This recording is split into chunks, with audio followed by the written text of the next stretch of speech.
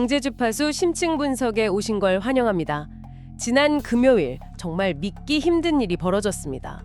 모두가 안전하다고 믿었던 금값이 하루아침에 그냥 절벽 아래로 떨어졌어요. 은은 뭐 말할 것도 없고요. 다들 대체 무슨 일이냐 충격에 빠졌는데 오늘 저희가 이 갑작스러운 폭락의 진짜 이유 그리고 그 거대한 배후를 아주 깊숙이 들여다보겠습니다. 네, 솔직히 이번 폭락은 뭐랄까 올게 왔다고 봐야 합니다. 시장에 영원한 상승은 없으니까요. 특히 단기간에 거의 수직으로 솟구치는 자산은요. 반드시 혹독한 조정을 겪게 되거든요. 이걸 패라볼릭 상승이라고 부르는데 포물선이 정점에 다다르면 무섭게 꺾이듯이 그 가속도만큼이나 조정의 충격도 클 수밖에 없는 거죠. 정말 충격이라는 말밖에 안 나오더군요.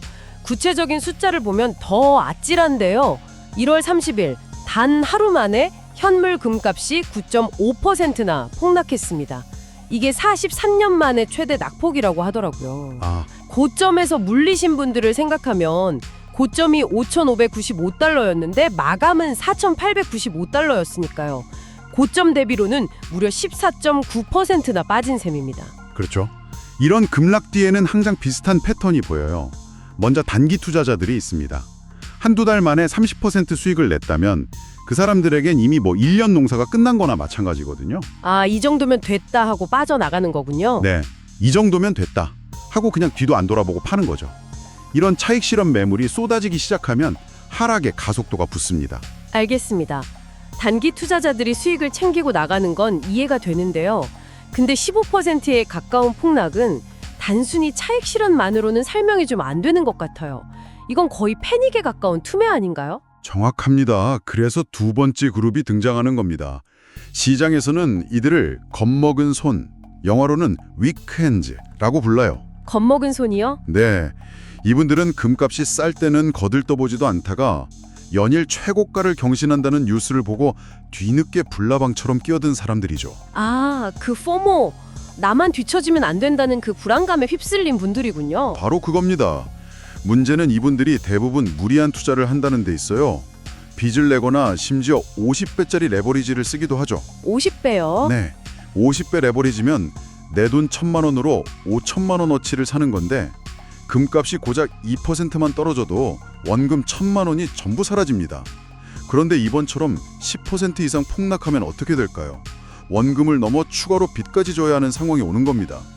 이런 투자자들은 하락 초기에 가장 먼저 공포에 질려서 그냥 모든 걸 던져버리죠. 와, 듣기만 해도 끔찍하네요. 결국 시장이 장기적으로 더 건강하게 가기 위해선 이런 불안정한 투자자들을 한번 털어내고 가는 그런 과정이 필요하다는 거군요. 그렇죠. 시장의 자정작용으로 보기도 하고요. 때로는 고래라 불리는 거대 자본이 의도적으로 이런 상황을 만들어서 겁먹은 손들의 물량을 헐값에 빼앗아 간다고 해석하기도 합니다. 어느 쪽이든 이런 피비린내 나는 과정을 거쳐야 시장의 기초가 단단해지는 건 사실입니다. 그래도 많은 분들이 여전히 의아해 하실 거예요. 아니, 금은 가장 안전한 자산이라면서 하고 말이죠. 이 안전자산이라는 믿음이 이번에 완전히 깨진 것 같아요. 그 안전자산이라는 단어의 함정을 아셔야 해요. 금이 안전자산인 이유는 가격이 절대 떨어지지 않아서가 아닙니다. 역사적으로 주식 같은 위험자산이 폭락할 때 그 반대편에서 가치를 지켜주는 경향이 있었기 때문에 그런 별명이 붙은 거죠. 상대적인 개념이었군요. 네, 맞습니다. 실제로 2013년에는 28%나 폭락했고 2015년에도 하루 만에 6% 넘게 빠진 적이 있습니다. 변동성만 보면 결코 안전하지 않죠. 특히 이번엔 S&P 500 지수보다 금값 상승률이 훨씬 가팔랐기 때문에 조정이 왔을 때 더 아프게 맞을 수밖에 없었던 겁니다. 알겠습니다. 너무 많이 올랐다는 게 가장 근본적인 원인이었군요. 하지만 모든 폭락에는 결정적인 방아쇠를 당긴 사건이 있기 마련이잖아요. 이번엔 그 총을 누가 쏜 겁니까? 그 과정을 시간순으로 되짚어보면 정말 한편의 드라마 같아요. 모든 건 1월 27일 트럼프 대통령의 말 한마디에서 시작됐습니다. 또 트럼프 대통령인가요? 네, 한 기자가 최근 달러의 약세가 심각한데 걱정되지 않느냐 이렇게 물었어요. 보통의 대통령이라면 원론적인 답변을 했겠죠. 그런데 트럼프 대통령은 특유의 표정으로 딱 한마디 했습니다. I think it's great. 아주 좋다고 생각한다. 와, 그 한마디가 시장에 어떤 파장을 일으켰나요? 불타는 집에 기름을 부은 격이었죠. 대통령이 직접 달러 약세를 용인한다는 신호를 주니까 시장은 이걸 달러를 팔고 금을 사라는 명령으로 받아들인 거예요. 그 결과 금값이 순식간에 5,600달러 선까지 그냥 미친 듯이 폭등했습니다. 이건 단순히 금값이 오르는 문제가 아닙니다. 미국 금융 시스템 전체가 흔들리는 비상사태가 선포된 거나 마찬가지예요. 금값 폭등이 왜 그렇게까지 심각한 비상사태가 되는 거죠? 미국의 대형 투자 은행들은 금값과 연동된 수많은 파생 상품을 팔아넣거든요. 금값이 예측 범위를 벗어나 폭등하면 이 은행들은 천문학적인 손실을 입고 파산 위기에 몰릴 수 있습니다. 동시에 달러 가치가 폭락하고 미국 국채 금리가 급등하면 미국 정부와 기업들의 이자 부담이 눈덩이처럼 불어나죠. 말 그대로 미국 경제의 심장이 멎을 수도 있는 위기였던 겁니다. 상황이 그 정도로 심각했군요. 그럼 백악관과 재무부는 어떻게 대응했습니까? 그야말로 총력전을 펼쳤습니다. 바로 다음 날인 28일 베넷 펜슨 재무부 장관이 긴급 기자회견을 열고 시장에 거의 고함을 치다시피 했어요. 미국은 언제나 강력한 달러 정책, 스트롱 달러 폴리시를 지지한다. 이 한마디가 하락의 첫 번째 방아쇠가 됐죠. 일단 급한 불은 끄려고 한 거네요. 하지만 그걸로는 부족했습니다. 시장의 공포를 확실히 잠재울 두 번째 방아쇠가 필요했죠. 하루 뒤인 29일, 차기 연준 의장으로 거론되던 케빈 워시가 입을 열었습니다. 이 사람은 과거에 돈줄을 죄는 양적 긴축을 주장했던 대표적인 매파, 그러니까 강경파 인물입니다. 그가 매파적인 발언으로 시장을 위협하자 금값은 하락세를 멈추고 폭포수처럼 쏟아지기 시작했습니다. 잠깐만요. 연준 의장 지명자가 긴축을 언급했다는 건 정말 무서운 얘긴데요. 근데 아까 드라마 같다고 하셨잖아요. 혹시 이것도 다 짜고 친 각본 같은 건가요? 예리하십니다. 저는 케빈 워시의 발언이 사실상 허세에 가까운 협박이었다고 봅니다. 허세요? 연준 의장이 될 사람이 시장에 대고 허세를 부린다고요? 왜 그렇게 생각하시죠? 지금 미국 경제 상황을 보면 답이 나옵니다. 현재 미국의 국가 부채는 GDP 대비 120%에 달해요. 이 상황에서 연준이 국채 매입을 중단하는 양적 긴축을 실제로 단행한다? 그건 자살행위나 다름없습니다. 연준이라는 가장 큰 손이 사라지면 시장에서 미국 국채를 사줄 사람이 없어요. 국채 가격은 폭락하고 금리는 6에서 7%까지 치솟겠죠. 그러면 미국 정부는 이자도 감당 못해 파산하고 기업들도 줄도산할 겁니다. 그걸 알면서 긴축 카드를 꺼낼 수는 없죠. 결국 시장의 투기 심리를 잠재우기 위한 말폭탄이었을 가능성이 매우 높습니다. 와, 정말 대단하네요. 트럼프가 엎지른 물을 치우기 위해 재무부 장관과 차기 연준 의장 후보까지 나서서 시장을 상대로 심리전을 펼친 거군요. 자, 그럼 그들의 작전은 성공했습니다. 금값은 폭락했으니까요. 하지만 이게 근본적인 해결책이 될 수 있을까요? 벤슨 장관의 말 한마디로 전 세계가 미국 자산을 내다 파는 셀아메리카 현상이 멈출 거라고 보십니까? 절대 그럴 수 없다고 봅니다. 그건 뿌리는 썩고 있는데 줄기에 영양제를 놓는 것과 같아요. 셀아메리카 현상은 트럼프 행정부의 구조적인 문제, 그러니까 재정 건전성의 붕괴에서 시작된 거대한 흐름이기 때문입니다. 말 몇 마디로 막을 수 있는 게 아니죠. 셀아메리카라는 말이 계속 나오는데 이게 정확히 어떤 현상인지 청취자분들을 위해 조금 더 쉽게 설명해 주실 수 있을까요? 네, 그러니까 수십 년간 전 세계 중앙은행과 국부 펀드는 자국이 벌어들인 달러를 세상에서 가장 안전하다는 미국 국채에 묻어뒀습니다. 그런데 어느 날 보니 미국이 그 신뢰를 담보로 돈을 마구 찍어내서 뿌리고 세금을 깎아주고 비현실적인 곳에 돈을 쏟아붓고 있는 거예요. 한번 생각해 보세요. 당신이 그 돈의 주인이라면 어떤 생각이 들겠습니까? 이러다 미국 국채가 휴지 조각되는 거 아니야? 이런 불안감이 들겠죠. 그래서 조용히 미국 국채를 팔기 시작하는 겁니다. 그리고 그 돈으로 달러 시스템 밖에 있는 실물 자산, 즉 금을 사들이는 거죠. 이게 바로 셀아메리카의 본질입니다. 미국의 재정 건전성이 그 정도로 심각한가요? 상징적인 사례가 있다면요? 여러 가지가 있지만 가장 황당한 건 트럼프급 전함 건조 계획입니다. 잠시만요. 전함이요? 지금이 21세기인데 드론이랑 인공위성이 날아다니는 시대의 전함이라니요? 무슨 2차 세계대전 영화 찍는 것도 아니고요. 바로 그겁니다. 저도 처음엔 제 눈으로 의심했습니다. 한 척에 30조 원, 실제로는 60조 원이 들 거라는 이 전함을 25척이나 만들겠답니다. 총 1,500조 원짜리 프로젝트인데 대한민국 1년 예상의 2배가 넘는 돈이에요. 와, 일본이 2차 대전 때 야마토라는 세계 최대 전함을 만드느라 국력을 낭비해서 패망의 길로 들어섰던 역사를 그대로 반복하겠다는 겁니다. 현대전에서 그런 거대 전함은 그냥 바다 위에 떠 있는 거대한 표적일 뿐인데 말이죠. 정말 비상식적이네요. 결국 세금은 깎아주면서 저런 곳에 돈을 펑펑 쓰려고 하니 빚을 더 낼 수밖에 없고 그 모습을 지켜보는 다른 나라들은 미국의 미래를 믿지 못하고 국채를 팔아치우고 있다는 거군요.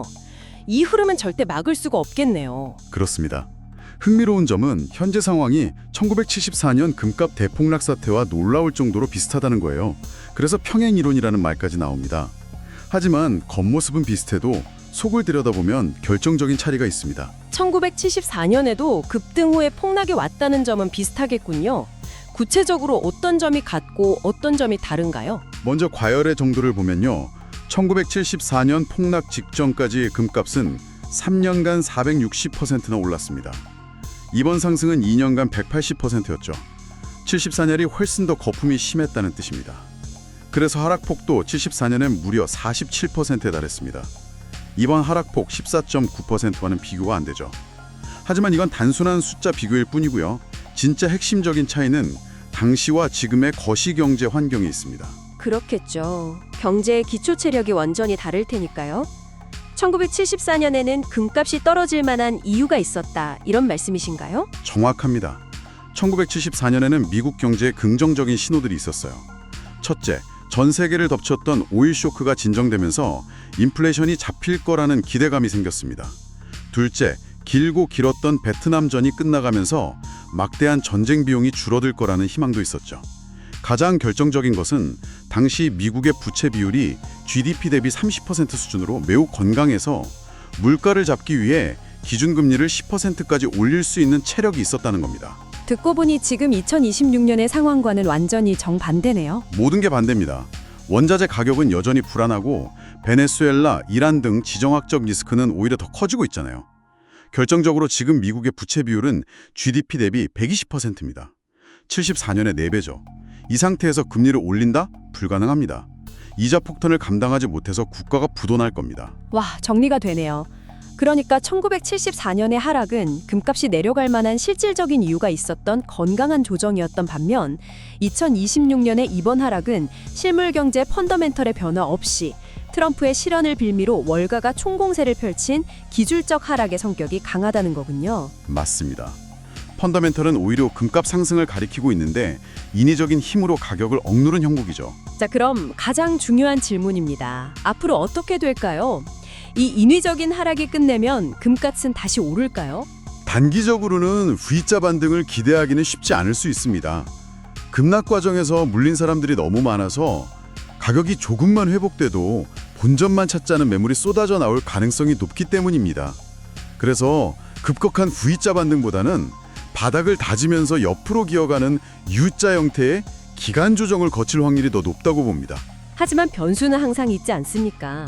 예상 밖의 V자 반등이 나올 가능성은 전혀 없을까요? 물론 있습니다. 바로 중국이라는 거대한 변수죠. 만약 중국이 이번 폭락을 역사적인 박앤세일 기회로 보고 대규모 매집에 나선다면 시장의 예상을 깨고 V자 반등이 나올 수도 있습니다. 중국의 움직임을 예의주시해야 하는 이유입니다. 오늘 이야기를 종합해보면 이번 사태는 트럼프의 실언이라는 나비의 날갯짓이 월가라는 태풍을 불러일으켜 인위적으로 금값을 찍어 누른 사건이다. 이렇게 요약할 수 있겠습니다. 하지만 미국의 재정 문제와 지정학적 리스크라는 근본적인 문제는 전혀 해결되지 않았기 때문에 셀 아메리카라는 거대한 조류는 결국 다시 흐를 수밖에 없다는 거고요. 그렇죠. 여기서 우리는 역발상을 해볼 필요가 있습니다. 그동안 미국 국채를 팔아치우던 세력들이 마땅한 투자처를 찾지 못하고 있었는데 이번 폭락으로 금과 은의 가격이 아주 매력적으로 변했어요. 이 패닉이 끝나고 정신을 차린 그들이 다시 저렴해진 금과 은으로 몰려들 가능성을 생각해봐야 합니다. 정말 중요한 관점이네요. 마지막으로 이 엄청난 변동성을 지켜보며 혼란스러워할 투자자분들께 꼭 해주고 싶은 말씀이 있다면요? 2가지만 꼭 기억하셨으면 합니다. 첫째, 금은 결코 오르기만 하는 자산이 아니라는 것. 우리가 생각하는 것 이상으로 무서운 변동성을 가진 자산이라는 걸 이번 기회에 뼈저리게 느끼셨을 겁니다. 둘째, 지금의 금 시장은 단순한 투자 시장이 아닙니다. 미국과 중국의 패권이 걸린 전쟁터의 한복판입니다. 금과 은이 이 전쟁의 총알이자 방패가 되면서 오늘과 같은 극심한 변동성은 이제 일상이 될 겁니다. 그렇다면 이 거대한 파도 위에서 살아남으려면 투자자들은 무엇을 준비해야 할까요? 결국 이 모든 상황을 관통하는 자신만의 원칙을 세우는 수밖에 없습니다. 1971년 35달러였던 금이 5,600달러까지 160배 오르는 동안 그 길은 결코 평탄하지 않았습니다. 수없이 많은 폭등과 폭락이 반복됐죠. 상승의 산이 높을수록 조종의 골도 깊어질 수밖에 없습니다. 오늘 당신께 던지고 싶은 마지막 질문은 이것입니다. 미국과 중국이 벌이는 이 거대한 체스판 위에서 당신은 어떤 원칙을 가지고 당신의 자산을 지켜내시겠습니까?